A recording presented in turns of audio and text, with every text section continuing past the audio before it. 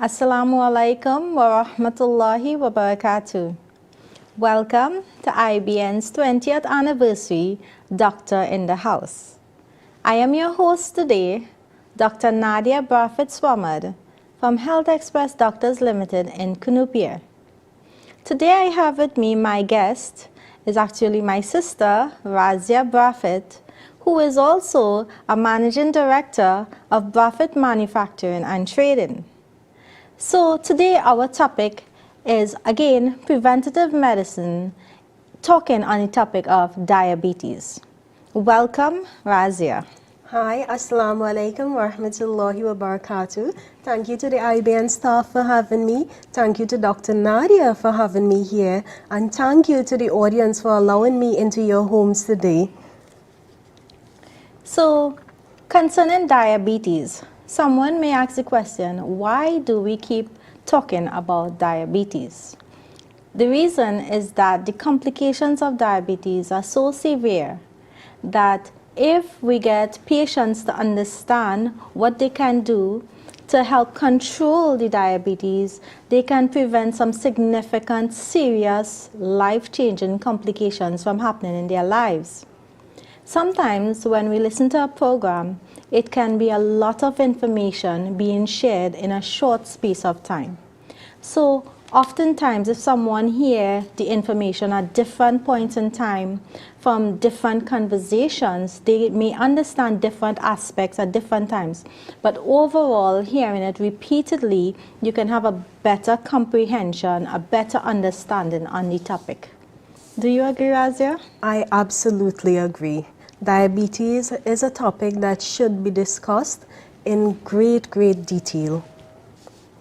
Okay, so by the end of this program, you'll understand what diabetes is, how to recognize it, manage it, prevent its complication, and even reduce your risk of developing it. We will also give practical tips as to how it is you can apply these tips in your daily life. So let's start by saying and discussing what diabetes really is. So diabetes is when it is the blood sugar is too high. Normally, if it is you eat food, the sugar from the food, it goes into the bloodstreams, and this would tend to give you energy. But in diabetes, there's a lot of blood sugar in the bloodstream. That's correct. So think of like the body produces insulin naturally, right? Think of insulin like if it's a key. So normally the insulin unlocks the doors into the cell. So we have a high content of sugar or glucose flowing in the bloodstream, all right, and insulin helps facilitate that transfer or passage of that glucose from the bloodstream into the cells. Once it reaches into the cells, then the concentration of the glucose within the bloodstream is lower. Okay, so diabetes is like if the insulin is not functioning well enough to get the glucose from the bloodstream into the cells. So high blood sugar over a period of time can harm and cause damage to important organs like your eyes, kidneys, your nerves, and even your heart. So if it is we were to think of a normal Trini meal, for instance, we have something like fries, barbecue chicken, a salad, and just to make it interesting, we will add a soft drink too. Which one of these items can raise our blood sugar? And also, which one can keep the blood sugar steady? Give us some advice. Okay, so let's say, for instance, we find ourselves on the road, you're out there, you know, you have a long day, you're working, or you have a lot of errands to run, and you didn't have lunch with you. So you decide, you know, I'm going to buy some food. And let's just give an example, a typical Trinidadian lunch that we may purchase. So we have barbecue chicken, fries, salad, and a soft drink, okay? So the things that will raise the blood sugar is likely everything except the salad, right? Even the meat, because the meat will have a lot of sauces, barbecue sauces, you know, all these things to make this really delicious, okay? So the salad in itself is the one thing that could help stabilize the sugar, the blood sugar, but all the chicken, the barbecue chicken, the fries, and even the condiments we use on it could help raise our blood sugar levels. So one of the things we can do is when we have in these meals, let's just say you end up in a situation and you have to have something, you can consider switching out the soft drink. Instead of having the soft drink or the juice, you could choose to ask for water. All right, so that's one great way to help decrease the amount of sugar content in this meal. Another thing you could consider is eating the salad first. So sometimes, if possible, right? So sometimes it is when we eat the salad first, you know, it can help cause the stomach to feel more full, you know, so that when you're eating the rest of things, you know, you find you might eat a little bit less. Another hack you could consider that instead of taking the ketchup and the garlic sauce and all the different nice, delicious tasting condiments, instead of spritzing it and spraying it throughout the whole meal, consider putting it in a corner, or even the cups that you get, and dip, because you're still getting the taste on your tongue, but it's not soaked and embedded in all the foods. You know, so you're still getting the benefit of the taste, but you would find that you'll be using less if you dip versus if you just spray on the entire meal. So, you know, these are some things to consider. And we could consider when it is you're eating outside. Or even switching instead of barbecue if there's the option of you having grilled meat. You know, so that might have less sauces on the meat. There are three main types: type 1 diabetes, type 2 diabetes, and gestational diabetes. So for type 1, how I understand type 1 is that it usually starts in children from a very, very young age. The body itself, it stops making insulin and the sugar cannot get into the cells. That's correct. So type 1 usually happen in younger children. You might have children from the age of 5, 6, you know, having diabetes, and this is not something that could be prevented. The body just is not producing the insulin that the child needs, okay? And type 2 is more adult onset, so it's highly related to our lifestyle. A lot of times, you know, we live a lifestyle that is very sedentary, meaning that, you know, when we have to go from point A to point B, we use a vehicle a lot of the times. You know, long ago they would walk or use animals, you know. So, you know, they tend to have a healthier lifestyle before than we do now. Gestational diabetes, on the other hand, this happens during pregnancy. So it comes on with the pregnancy, and afterwards, after it is that the woman, she delivers the baby, it goes away. But even though gestational diabetes goes away, it could increase the risk for the lady to have type 2 diabetes. Okay. So if we think of it, let's think of an analogy to just understand it a bit better. Let's think about like a factory producing keys, right? And so you have a factory that not producing keys at all. This is similar to type 1 diabetes. The body just not producing the insulin. And then you have a factory that producing keys, but the locks not working, or it very rusty. So this is like somebody with type 2 diabetes. Your body is producing the insulin, but to get the sugar from the bloodstream into the cells, we have some sort of problem why it's not happening. Okay? And the next example is the gestational diabetes. So throughout the pregnancy, the mother has the diabetes, and it usually by birth it resolves, but it makes the mother have a higher risk of now developing type 2 diabetes. So even if she gives birth and you find that the diabetes resolves, the gestational diabetes resolves, you still have to continue to monitor this patient going forward to ensure that she doesn't actually get diabetes, and to monitor her numbers. So if we have, let's just say you notice like you have a child who suddenly starts losing weight, all right, and feeling very thirsty, then this is likely that you will definitely have to get the child checked out by a doctor to look to see if the child may be having type 1 diabetes. But in contrast, if you have like a 50-year-old patient who suddenly start having symptoms of extreme thirst, you know, passing urine often in the nighttime, having to wake up many times in the nighttime to pass urine, feeling very tired and so on, this patient will have to be checked by a doctor for type 2 diabetes. So I hope we make the difference pretty clear from type 1, type 2, and gestational or the gestational diabetes, which happens in pregnancy.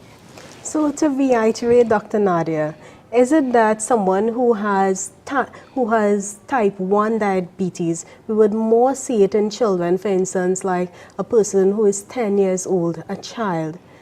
Would we more see type 1 diabetes in that person? So it starts, so when we say more, see, basically you would most likely be diagnosed as a child or a young adult, but then it will continue for the patient's lifetime. Okay, so if a doctor come to the office and say, Doc, I have diabetes, you know, we still have to verify from the patient, is it type 1 or type 2? Because it may have started in their childhood, but it continues throughout their lifetime as well. Okay, so, and if, for instance, we hear persons, like someone who's 50 years old, and we hear them speak about, okay, you know, I have diabetes, should we automatically think that this is type 2 diabetes? No. If the patient is saying that they now became diabetic at 50 years old, yes. Okay. We could think, well, it's likely to be type 2. However, if the patient is just saying, I am diabetic, we could still need to clarify, were you diabetic from a young age as a child or a young adult, or did you recently get diagnosed? And you could ask the patient, most of the times once they're type 1, they will know.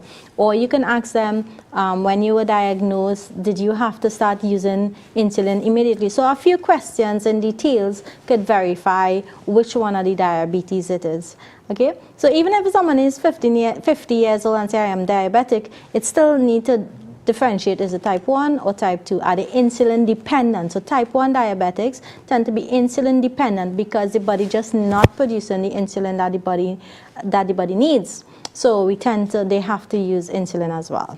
But I don't want to complicate things with type 2 as well. If someone becomes diabetic, the body could stop producing insulin or not being able to utilize the insulin that is produced effectively enough, and now they still need to be on insulin. It's just a little bit of, the doctor would be able to figure out whether it's type 1 or type 2. Right. So for diabetes now, we have some common signs, and these are feeling very thirsty, urinating a lot, there's fatigue, the patient can sometimes experience blurred vision, right? In type 1, these symptoms, they appear quickly, whereas in type 2, they may develop slowly and progress over first. So they start off mildly, and sometimes you don't notice them with the type 2 diabetes. But they can, if it is untreated, it can proceed badly. Yes, so some of the complications of someone with type 2 diabetes or any diabetes that is uncontrolled is that it can damage, let's say for instance, the arteries in the eyes, okay, and a patient may have bleeding in the eyes. The problem is that the symptoms of diabetes could be insidious or very slow, okay, so you don't really notice that the changes in the vision, okay, one time. All right, so it's really important to get the diabetes under control, use the medications as you're supposed to, so that we don't develop these complications. However, as a diabetic patient, at least once a year, you need to get your eyes checked, so that the doctor, when the doctor looks into the back of the eye, they would be able to see if there is any bleeding, if there's any changes. So the earlier on they pick up any changes that they could intervene or treat from before, that would be really good before it just keep progressing until it gets even worse. And these things could actually lead to full-blown or full blindness, and blindness is a really, really serious problem, a serious complication. And if we could prevent that from happening, that would be, really help the patient have a better quality of life. So, for instance, let's just say, for instance, you or a relative waking up multiple times in the night, okay, and feeling really, really tired, or you're constantly thirsty, then these are definitely red flags, okay, and you want to go to the doctor to get checked out. Right? So if it may be that it may not even be you, maybe a relative in your home, your uncle, your auntie, mommy, daddy, who are having these symptoms, and you want to encourage them to get checked out by a doctor. Right, so I would like the audience to think about themselves, think about their daily lives. Is there anyone, whether it's yourself or someone else, is there anyone that you have noticed these signs with?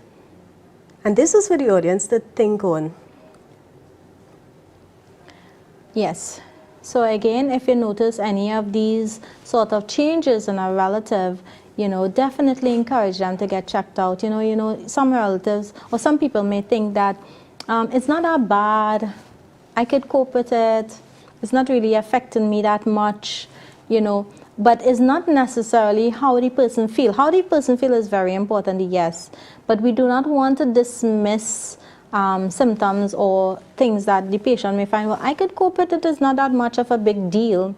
We want to get these things checked out because to prevent major complications later on. So don't judge it, how quickly you go to the doctor based on how you feel. If you're feeling, well, I could cope with it, it's not about that. We want to know exactly what is happening and if we could prevent it from getting worse. And at this point, we could talk about the diagnosis of diabetes, right? So diabetes is usually diagnosed with different type of tests. Could you tell us about some of the tests? Right, so we have the HbA1c. So this gives you a reading of over 3 months, an approximate reading, an average reading of the blood sugar over 3 months' time. Now, when it is you go to your doctor or to the health center, they may also choose to give you an oral glucose test, an oral glucose tolerance test. And these two tests, together with additional tests, would help to diagnose if it is you are a diabetic or not. So, one of our lecturers used to tell us that sometimes the patients will try to trick the doctor, right? So on the morning of the time that they have to go into clinic, they will get up and they wouldn't eat anything, okay? And this was a sort of like fun thing they would mention among themselves in the waiting room, right? We didn't have breakfast this morning, so that the sugar will look low, all right? And the thing with the HbA1c test, it's just, don't get confused, the name HbA1c is just the name of the test, all right? It simply means the doctor will take some blood, or the phlebotomist will take some blood, send it to the lab, and they will do a test on it. And this will tell us for the last 3 months what was your sugar control. So there is no tricking the doctor or fooling the doctor into thinking, well, every time this person come in for the interview, they're having a very good blood sugar reading, all right? Because to be quite honest, this is not even safe for you as a patient to try to trick the doctor in thinking that your sugar is controlled, all right? Because it means, even if, let's just say we didn't have the HbA1c test, and you're going to the doctor and you're getting a good reading every time, and doctor telling you, very good, very good. That's not good for you, because the rest of the time your sugar is uncontrolled. And that damage that happening over a period of years is still consistently damaging. So you never want to lie to your doctor. Remember, when you speak to your doctor, everything you say is confidential. The doctor would not go and mention it to anyone else unless you give that permission, okay? So once you're an adult, the doctor wouldn't just go and just tell other people, unless you give permission. So please don't try to hide things from your doctor. Say everything so that you can get a good diagnosis. I mean, when I say a good diagnosis, a more accurate diagnosis that is good for you, and the doctor could better be able to manage your symptoms. All right, so If it is, so we have like sometimes your blood sugar test, it could reveal a high sugar, right? And this is why it's very important for patients to continuously check their blood sugar levels. Now, the best way of dealing with the blood sugar testing is that we don't only take a test, we don't only take one test for today. So say for instance we have a meal, then we do our test. This is not just this one test wouldn't give you an accurate reading of if it is you have diabetes or not. So over time you should be doing testing. Now this would give you a better idea of how it is your blood sugar levels are reading. Now I must remind the audience that different foods also raise the blood sugar at different levels. So accurately testing the blood sugar is what it is we want, and testing at various times is what is also needed. Yes. So ideally for a patient who is diabetic, you want to check your sugar when you get up in the morning, yes. So we call that a fasting glucose test. So for instance, so glucose is just another word for sugar, right? So we would use it interchangeably, but it just referring to the sugar in diabetes, or same thing, glucose, right? So let's say for instance, someone slept for 8 hours and you woke up in the morning and you check your sugar levels, right? You do the test on your finger and you check your sugar levels. So you see the number low, or let's just say you see about 115 and you feel right, my sugar real good. And every time you check in your sugar, you check the sugar in the morning when you wake up, and you feel to yourself, well, my sugar always controlled because my sugar always reading good. So I am here to tell you that is not actually accurate. Okay, that's not correct, because remember, once you wake up in the morning after sleeping 8 hours, that is like a fasting sugar test.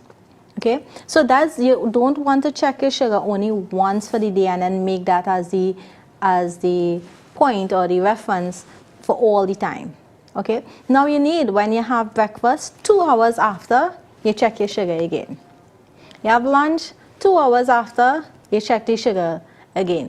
Dinner, 2 hours after, and over a period of time now you will get a fair idea of what is your sugar control. So you at home, when it is you're checking your sugars, you write it down. Write down the date, the time, and you could even write down the meal that you had. Did you take medications or not? And when you go to your doctor's appointment, you want to carry these values with you so that the doctor could go through the values, look at it and know, are you being controlled properly in the morning? Is the sugar too high? Is it controlled? This is after meals, right? Lunchtime, is it good? Dinner, is it good? You know, so that the doctor would be able to have a very good understanding of how well controlled you are. And why this is important is that the doctor will now be able to adjust your medications accordingly. If you don't have such good control, they can now adjust the medications accordingly. Okay, so we don't just want to take a reading in the morning when we wake up and say, well, my sugar really, really good. You know, you want to know what it is throughout the day. And so basically, another thing we want to talk about is, why is it difficult for some people to control their diabetes? Why patients usually say it's difficult to control their diabetes? Well, normally, right, the changes that we associate with controlling diabetes involves healthy eating habits.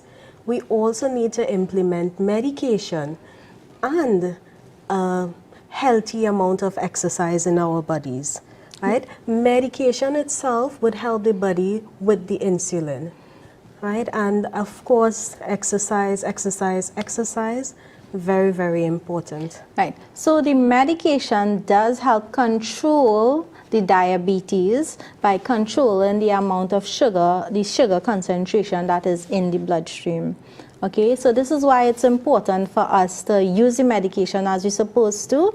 And we are coming towards our break. Next, after the break, we will discuss about complications diabetes could cause and how to prevent it. So stay tuned. See you after the break. Assalamu alaikum.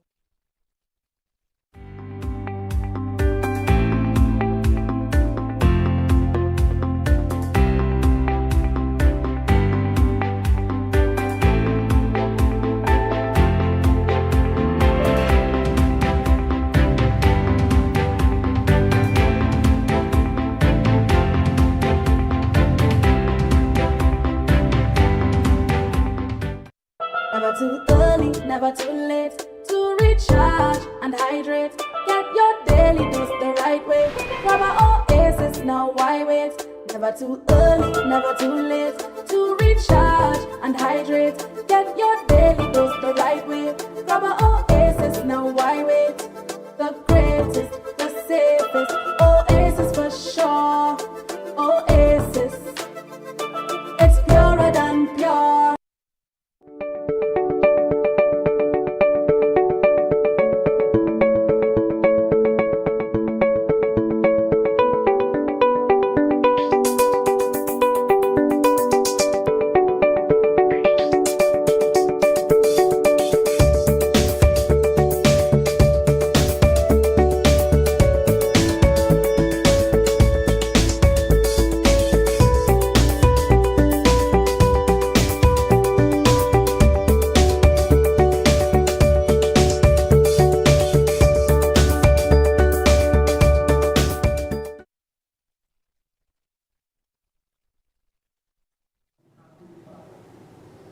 Assalamu alaikum wa rahmatullahi wa barakatuh. Welcome back to IBN's 20th anniversary, Doctor in the House. I am your host, Dr. Nadia Brafit Swamad, and with me I have in studio my guest, Razia Brafit, who has a Bachelor of Science in Nursing. Welcome back, Razia. Thank you, Dr. Nadia. Assalamu alaikum wa rahmatullahi to everybody. Okay, so before we left off, we are now about to address the topic of management of diabetes. And we were talking about some of the different type of medications that are used to manage diabetes. So we have tablets and we have insulin. Okay, so Razia, could you just mention to us what are some of the things, you had mentioned it before, could you just repeat it? What are some of the things someone can do to manage diabetes? Right, so to reiterate a bit, right, we need, in order to manage diabetes, we have to implement lifestyle changes. Some of these lifestyle changes would include exercise, it would include proper eating, proper nutrition. We have to eat properly, we have to do exercise, and we must implement whatever medications our doctors or the health centers say for us to use. Right. So on the topic of exercise, particularly exercising 30 minutes a day, at least 5 times a week, okay? And you want to do exercise that, try to do something that you could see yourself doing for the rest of your life, okay? So, you know, even if you like to mix it up, sometimes you do one particular thing, sometimes you do another thing, but the main thing is try to be consistent with this exercise. And sometimes, you know, people may start exercising vigorously and you might exercise for 2 hours a day, you know, but it's something that you may not be able to maintain long term. All right, so what is advised is 30 minutes exercise at least 5 times a day for the week.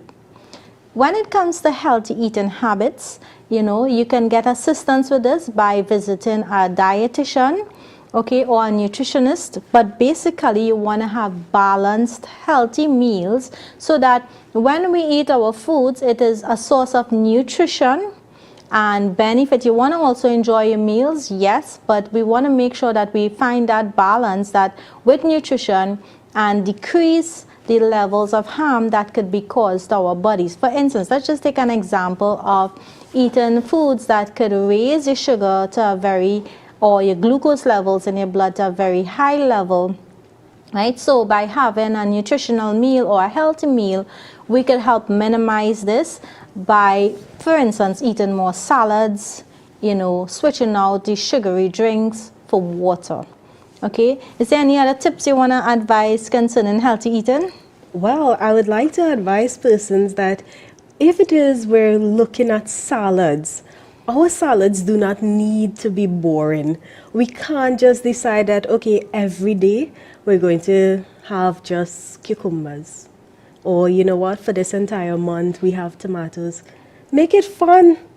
Make it exciting. Put different vegetables. You can make a salad with lettuce, cucumber, carrots. Put different things in your salad. That way now, a lot of times some people can become fed up of salads. They eat salads and it becomes boring. But spice it up. Make it nice, make it tasty, make it something that you would look forward to eating on a daily basis. And the great thing is, if in your homes you have children and they see us with these healthier habits, they themselves will also will be encouraged to eat healthier as well. Okay, so basically you want to mix it up. You don't just think, well, it only have to be the same thing consistently. Again, if you need advice, you can seek the advice of a dietitian. You could go online and look up some healthy salad recipes as well, you know, and be consistent. Like try to with your meals, try to always have some vegetables as well, because the high fiber content could help as well to control the blood sugar levels. So I also specifically want to talk about the medications a bit, right? So we have tablets and we also have insulin. So Razia, have you ever come across any patients who show resistance, or what are some of the things you think they would say about why they don't like to use medications? Well, some of the patients actually, they do not like medications because they tend to forget about it. We exist in a time where everyone is busy. We have lives. Sometimes you get up in the morning, for most persons, you drink a cup of coffee, you forget about eating. And now you have patients who, if they forgot about eating, the tablet, the medication, they can also forget about it. And we have to understand that it's human beings that we're dealing with. Many different things can occur. I've known persons who they actually thought that it was okay to take take whatever medication was prescribed before they go to the doctor, rather than have it being taken on a normal everyday basis. So like, you know, Dr. Nadia would have mentioned that sometimes the patient think, okay, if it is I don't eat in the morning, it's going to be good. But some patients, sometimes they only take medication at certain points in time, not all the time that it is recommended for them to take it. Yes. So you spoke about two very important things that sometimes the patient may just forget. You know, we live some very busy lifestyle. You know, you get up, you have to get children ready for school, you have to get ready for work, you may just drink a cup of tea, and you know, you're just on your way out, you may not even eat for yourself, you know, and you know, it's probably not on a high priority level about the medication, okay? So once we understand how important it is for us to take the medication because we could prevent major complications later on, then, you know, we have to also prioritize it. So let's just give an example. Let's say 5 years from now, someone could end up having a heart attack. And 5 years before, we could have advised the patient, listen, you know, if it is you control your diabetes, you could prevent this major complication from happening 5 years from now, whenever later on. Then you now understand, wow, this is something pretty serious, you know. So you try to make it a priority in your lifestyle now to remember, you make an effort, whatever it is you need to do, whether it is you need to set alarms on your phone, reminding you, use the medication. You know, whether if it is your memory is not that good, because sometimes as we get older, you know, we can have problems with remembering things. Then you ask one of your children or a relative or someone to remind you to take the medications when you're supposed to take it. She also brought up another topic of sometimes using the medication at specific times. So let's say, for instance, before going to the doctor because you want your readings to look better, or you might take it only when you start to feel a little bit unwell. You say, I'm feeling unwell, my sugar probably high, so now I'm going to take the medication, okay? But if it is, we are compliant with the medication throughout the time, then we could prevent becoming very sick to now feel something to know we have to take it. We don't want to reach these stages. We would prefer for patients not to have symptoms, okay? And the good thing is when we control the illness by being compliant and using the medication as you're supposed to, once it is controlled, it decreases the symptoms and the effects, the negative effects on the patient lifestyle once the condition is controlled. And a great thing as well is that as you get your sugar levels better controlled, the doctor could actually adjust your medications. All right. So another thing we could talk about is some side effects of medications. Patients often don't like to take medications because of the side effects. Okay. So some of the tablets that you may have to take for diabetes, you could actually have some side effects. Would you like to tell us one or two side effects of the tablets? One of the biggest side effects of some of the tablets would be the issue of getting diarrhea. So patients now would prefer, some patients I've met would prefer not to take the tablet because they have to be on the road and they don't want to have diarrhea at the point in time of taking this tablet whilst they're on the road, as one of the complications of taking the tablets. Yes, so that is actually correct. A lot of the times when we now start using a medication, we may experience side effects from these medications before the body becomes accustomed or the medication stop having these side effects, okay? So a patient may find, well, you now start using this tablet and you start to have side effects. You might have some tummy aches, you might have some nausea, you might have soft stools, okay? And you might find, I don't like this medication. But, you know, what you could do is bear with it, or you could go back to your healthcare provider. Yes. The great thing is that sometimes one medication produced by one company and produced by another company, you could actually switch just by the brands and have a better side effect profile. Or you might find when you use it after the first few days, the symptoms start to resolve and it sort of like dissipate and it affects you in a less negative way. All right, so bear patience with it, discuss it with your doctor. Don't just say, I tried to use this tablet to put me on for my sugar and then this tablet's not agreeing with me. So patients will often say, the tablets don't agree with me, so I don't like to take the tablets, okay? So don't give up that easily. Bear patience with it. Go back to the doctor and say, Doc, this tablet, it causing me to have these symptoms and I can't bear with it or I can't cope with it. And could you advise me what to do next? All right?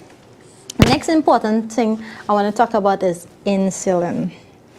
Insulin. Have you ever come across a patient who talks negatively about insulin? Yes, a lot of, well, some of the patients that I meet would speak negatively about the insulin. Yes. So in Trinidad and Tobago, our culture, you know, is that none of us likes to get stuck with needles. We yes. have a sort of phobia or fear for needles. So I want to use the example of the blood test where we check for someone's sugar levels, right? So let's say we're talking about the blood test of the HbA1c. Again, that's just the name of the test, right? HbA1c. So if I have a patient come to office and we do the test for the patient and HbA1c is very high. Let's say they have a number 14. So usually it's supposed to be less than 6. Okay, actually like less than 5.8. Right, and this patient now level is 14. So this patient's supposed to start treatment by putting them on insulin. Sometimes the minute they hear these words, instantly they will say, no, absolutely not. I am not doing insulin. And sometimes they might explain to me, Doc, listen, when my father used insulin, his foot got cut off. Or he had to have an amputation. All right? And sometimes the reason for this is because by the time the patient actually finally agreed to start the insulin, it was already so far gone that the control of the diabetes was really, really so bad that the complication already started to happen.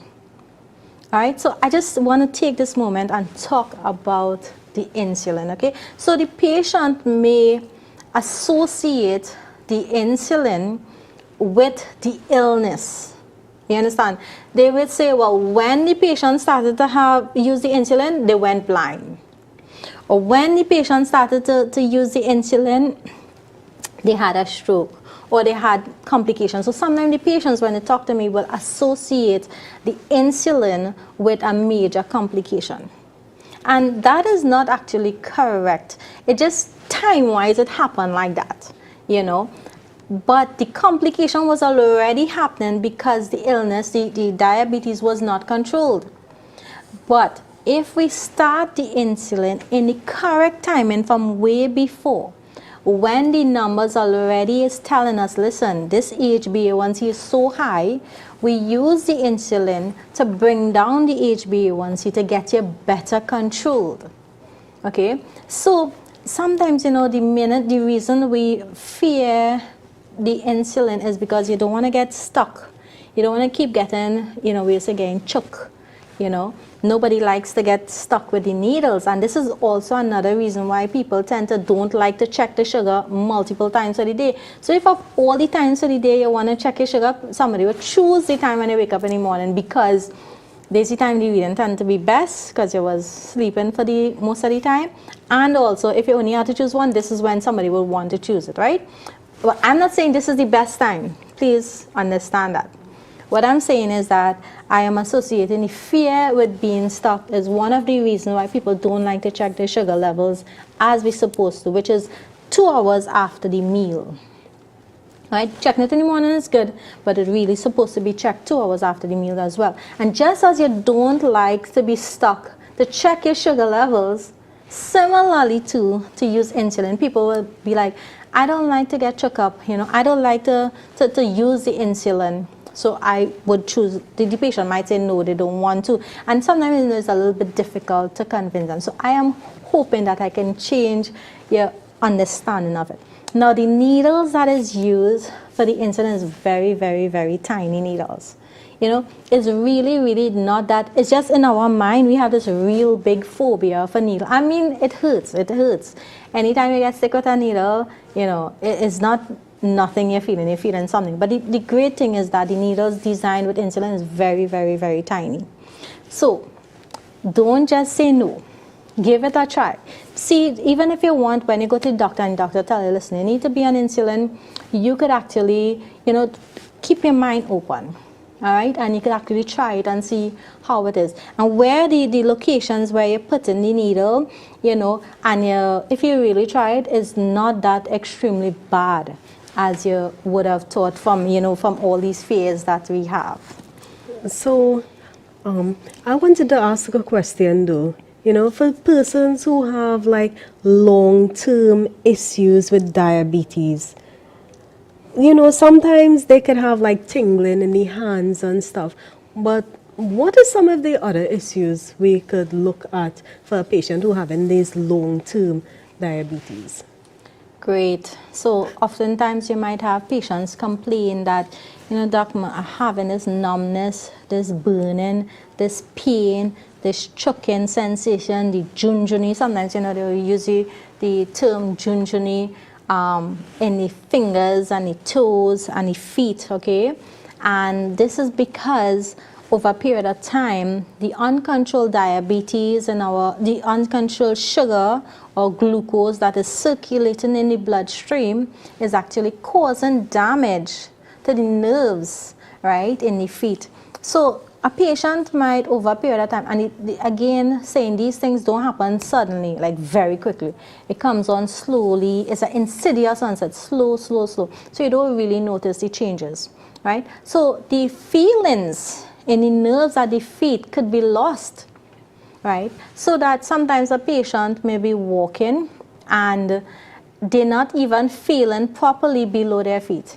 and they don't understand that they don't have sensation below their feet. And this is one of the good things. When it is you visit your doctor often, or the health center, as the health center will give you appointments. They might say come every 3 months, okay? And when you go to these visits and so on, this is a great time to address this with the doctor. Sometimes, the clinic could be very busy. It's a lot of patients, okay?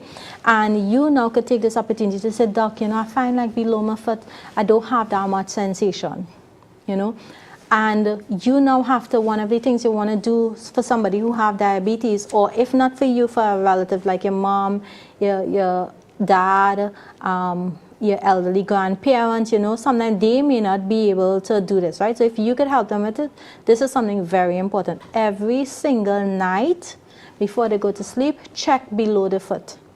Check below the foot, look in between the toes, check and see, because sometimes they may mash a stone, or they might mash a toy, or something very small. And a normal person who is not diabetic, who have all the sensations in their feet, will feel it. And what would we do if you feel it, is that you will just remove it. So let's say you put on your shoe, right? And there is a small little pebble in the shoe. You will feel it, and you'll take it off, and you might knock it out, But someone who is diabetic for a number of years and uncontrolled may not feel it. And this foreign body or this stone could be embedded in the foot, damage the skin, and enter into, it get squeezed in there, and it could break the skin. And over a period of time, that could become infected. Okay, and this is why patients sometimes end up having to get if it's infection is spread. And the thing about it is, sometimes with the infection, they have no feelings in the foot. So they're not actually feeling the pain from the infection. And because so a person who is not diabetic and have sensation will feel, my foot hurting or having some pain. And if that happens now, the patient will actually check. But if somebody is diabetic uncontrolled for a number of years, may not even feel that. Okay, so that's why it's very important to actually check below your foot every night. And if you can't, you have a relative, even small children, you could ask them to check that. Their eyes are real good. They will see, and you could actually check between the toes, check the whole foot as well. All right? So let me ask you a question, right? If there's a stone that is in there, right? Is it that if the person, what would happen to the person if they don't remove that stone and the inflammation continues? Yeah. What would happen with that person there? Okay, so just to explain, right? Normally, on our skin, throughout your body, have bacteria. They reside on our skin. So this is why the skin is like an organ, and it is a protective organ, because it prevents the bacteria from on the outside of our skin from getting inside. So if someone was to mash a stone, okay, and it enter into the flesh, because they didn't feel anything, so they keep walking on it. So the stone just keep penetrating into the skin and into the tissue, into the flesh, then the skin will get broken. And bacteria that is on the skin, normal skin, now will have a way to enter into the tissue from just on the surface of the skin. And this bacteria entering into the tissue, in addition to the patient who have uncontrolled diabetes, their immune system is weaker, right? So the system is weaker, so you don't have so sometimes, a person who is healthy, not diabetic, may have a little injury and it will heal and they don't get infected. But someone who is diabetic, uncontrolled, they have a higher risk of actually getting infection, because the immune response of the body to prevent that is not functioning as it's supposed to, right? So then now this stone or this foreign body in the tissue, in the flesh, now, and the bacteria from outside enter, and now infections start. And some of the signs of infection, you might see the area might be red, it might be swollen, it could be, you might actually see pus, okay? And it could be hot. The temperature on that spot or that area could be hotter than other areas. The same, so let's just say the sole of the foot, from one foot might be hot, but the other foot might be a less hot. okay? Or it could be that the person feeling pain. But the unfortunate thing is that if the person have nerve damage, he may not even feel the pain, all right? And this infection from one spot could actually spread throughout the rest of the foot. And the thing is, when infection reach from soft tissue like, the flesh to reach the bone is like, if it is once it hit the bone, it's like a super highway, just speeding going. All right, so you want to pick up infections very early on so that antibiotics or treatment could be started very early on. And when it takes long for these things to be discovered, then the damage tends to be more, and the intervention or the treatment tends to be more. And this is where some patients may have to have, need amputations or surgical intervention to control the infection, because you don't just want to remove the infection from one area. You want to have like a clear area a little further on so that infection don't spread. Right? So this is why sometimes patients tend to end up needing surgeries. And sometimes a patient will come to me and they'll say, "Doc, I don't want no surgery. I'm really afraid of this." But the risk now in not doing it and not preventing and controlling this infection is that it could spread. So from one person losing a portion, like being amputated, maybe a toe or a certain portion that is infected alone, and they say, no, I don't want to do it, and then sometimes the sugar remain uncontrolled. The risk now is that instead of later on now, let's say they say, no, I absolutely refuse, okay? Now, of course, everybody have rights, they could refuse for themselves, but I'm just mentioning what is the risk, right? So from one portion, it could go higher, and now instead of just losing one portion, the part that you have to lose is even more. And sometimes the amputation could be even that you need to go at a higher level now because the infection continued to spread. Okay, so again, sorry, I know these things are very shocking and could be really frightening as well, but I mean, these are things that patients on a daily basis would be facing. These are decisions that they need to make on a daily basis, and it's really life-changing decisions. And it could really hit somebody hard to have to make a decision like this. And then on top of that, when you accept for the procedure, now you have to adjust to this new major change in your life. So if we could prevent all of this by just controlling our diabetes, this is the goal of all of these talks. So we could understand what are some of these complications people face, and how we can control it, how we can prevent reaching to these levels. Right. So for somebody that has, let's say, we were discussing earlier on where it is patients may not like to take the tablets that are being prescribed, right? So if it is, I actually wanted to say that I've met a situation where it is someone told me, well, I am prescribed insulin, however, I don't usually take it every day. So what it is I would do is, when it is the sugar, it raises high, and I feel that it raises high, I would double the dose on the insulin and take it. So this is something that is very, very dangerous, Correct. So a number of things that was said there, and this is actual things that patients will say to us, okay, is that the patient is saying that, well, I feeling good, I'm not feeling anything wrong, so I won't take my medication now. So the person may not take the medication because they're feeling good. But when they start to feel unwell, then go to take the medication and double the dosage. So I could understand how theoretically that makes sense. I totally, listen, I get that. I really understand how that could make sense, but I am telling you, this is not the safest thing. So let me explain. First of all, if someone takes too much insulin, it could drop the sugar too low, and you might end up, you could actually go into a coma. You could end up in ICU if you survive that. All right? So you definitely do not want to double up the dosage of any medication. unless, so you don't want to adjust medications unless your healthcare provider, your doctor, teach you how to adjust your medications accordingly.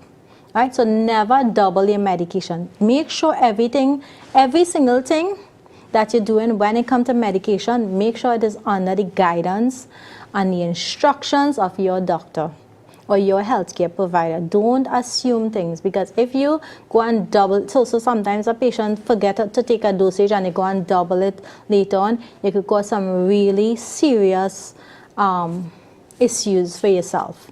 Okay, so never ever double dose on insulin. That could be life-threatening. All right, and everything we say on this program is just for general knowledge. So make sure that you as an individual seek medical attention from your doctor, or you could go to your health center, right? But get individual medical care for yourself, right? So this is just general information. All right, so definitely do not double up your dosage on your insulin. And also the reason why we don't want you to only take medication when you're feeling sick, right, is because you want to control the illness, you want to control the diabetes, so you don't ever have to feel any complications, okay? But if you feel the complications, it means that probably it's not being controlled as it's supposed to, because we're not taking the medications. You know, I just trying to explain as best as I can. You know, so I understand the thinking that I'm not feeling sick, so I wouldn't use my medications, right? But we're happy you're not feeling sick, and we want you to never feel sick. So just use the treatment as you're supposed to. Follow the guidance. The guidance is you use your medication, you exercise 30 minutes a day, 5 days a week. All right, and you have a healthy diet. You know, you could seek the help of a nutritionist or a dietitian to help you understand and learn what are the things you're supposed to be eating as somebody with diabetes.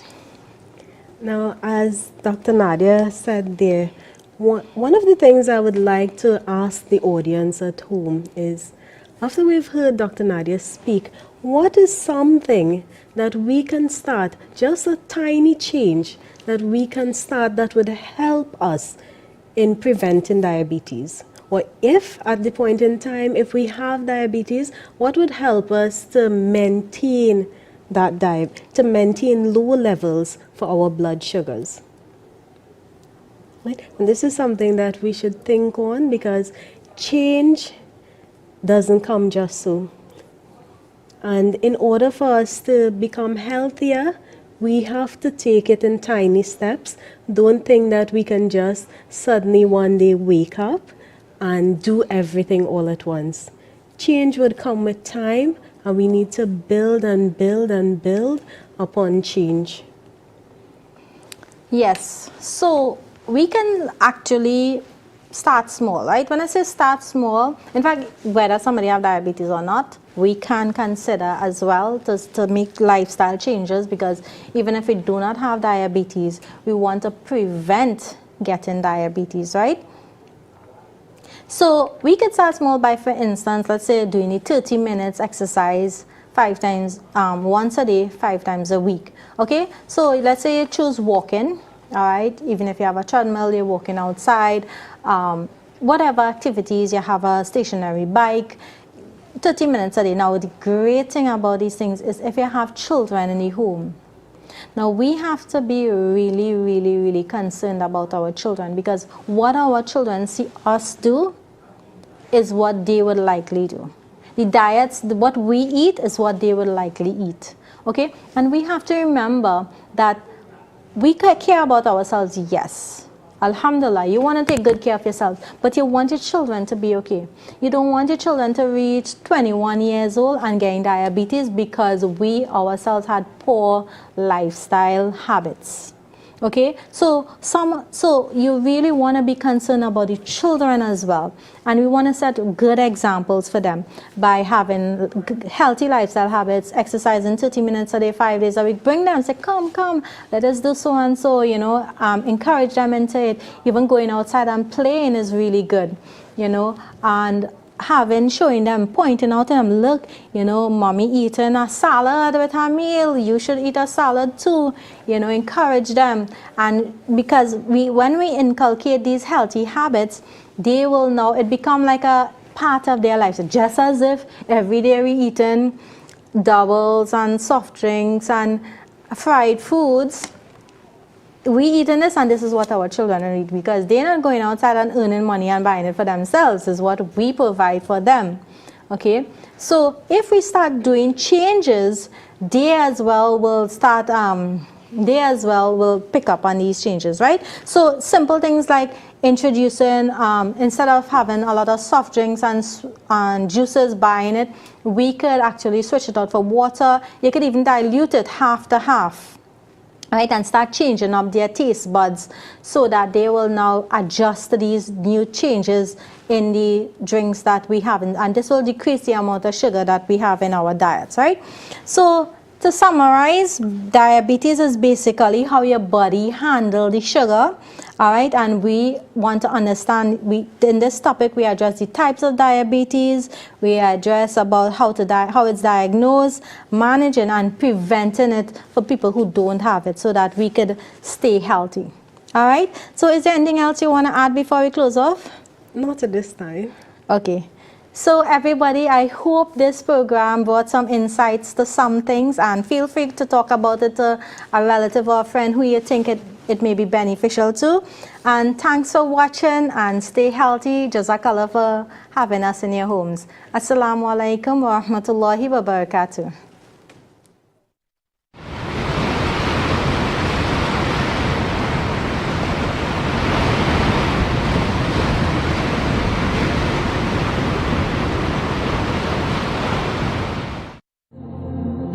Lord, show me